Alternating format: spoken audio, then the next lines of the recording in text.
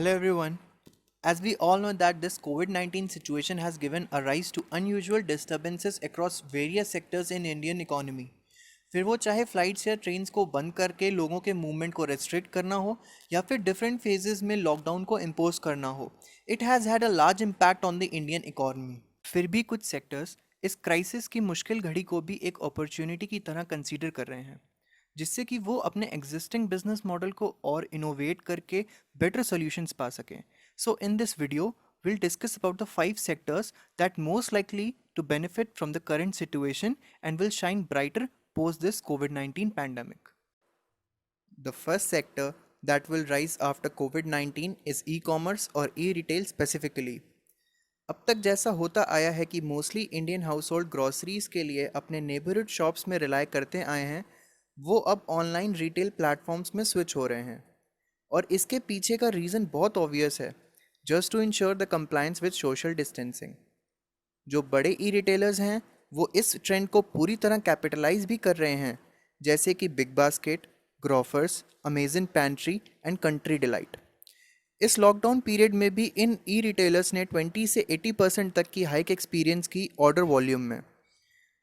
Despite this, they face some challenges like order cancellation and order delays. Next is education and online education sector. All the educational institutions are on hold during the lockdown period, and in this time of pandemic, online learning has emerged as the most feasible tool for both educators and learners to minimize the lockdown's impact on education. और इसके result में virtual classes and online learning suddenly conventional हो गई, और इससे student के लिए learning ज़्यादा पर्सनलाइज्ड, इंगेजिंग और इंटरैक्टिव हो गई। Online learning platforms like Unacademy, Byju's and Vedantu appear to be the key players in the online learning industry. Even इस कोविड-19 आउटब्रेक से पहले ही ये अनुमान लगा लिया गया था कि 2022 तक online education market 18 billion US dollars तक ग्रो करेगा, और इस पैंडमिक ने इस ग्रोथ रेट को फर्दर एक्सेलरेट कर दिया है। Next is BFSI industry. Indian banking industry witnessed exceptional growth since 2008 financial crisis until about a month before COVID-19 outbreak. However, this time of crisis is also providing BFSI an exceptional opportunity to bring fundamental change in the way that it function and redesign itself. India एक cash driven economy है।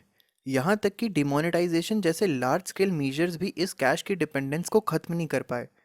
मेरे according तो ये एक perfect time है BFSI sector के लिए कि वो खुद को री इन्वेंट करें और नए बिजनेस मॉडल्स को टेस्ट करें जो कि ज़्यादा डिजिटली ड्रिवन हो। हमारा अगला सेक्टर कोरोना वायरस से लड़ाई में एक क्रूशियल रोल प्ले कर रहा है। और next sector is medical and health care sector.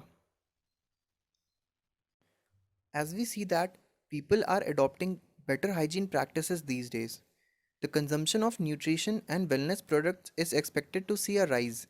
आज प्रेजेंट टाइम में सैनिटाइजर्स, डिसइंफेक्टेंट्स और मास्क में रिकॉर्ड सेल्स मार्क की है, और यही ट्रेंड आगे भी कंटिन्यू होने वाला है। And this shift in mindset towards healthier living opens the door for collaborations between fitness product manufacturers and healthcare providers, जो कि आने वाले ईयर्स में कंट्री की जीडीपी में एक पॉजिटिव इम्पैक्ट देगा। मोरओवर, भारत की जनता ने ऑनलाइन मेडिसिन डिलीवरी और टेली कंसल्टिंग पे भी बहुत रिलाई करा, और फर्दर फ्यूचर में इसमें भी राइज देखने को मिलेगा। हमें आने वाले टाइम में हेल्थ केयर ओरिएंटेड इन्वेस्टमेंट्स भी देखने को मिलेंगे, दोनों प्राइवेट और पब्लिक सेक्टर्स से, जो कि देश की हेल्थ केयर इंफ्रास्ट्रक्चर को और इन्हांस करेंगे। This will have a two fold impact on the Indian economy. Firstly, healthcare services will be more accessible, available and affordable, और इससे employment opportunities भी बढ़ेंगी। The last sector on our list is Indian IT sector. India's 180 billion IT sector has a huge dependence on business from US and Europe, which makes it integrally linked with the performance of these international markets.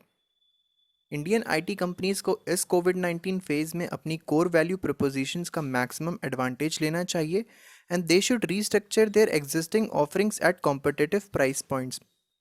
The value and benefits provided by Indian IT sector is immense, and it will continue to play the same key role in post corona phase.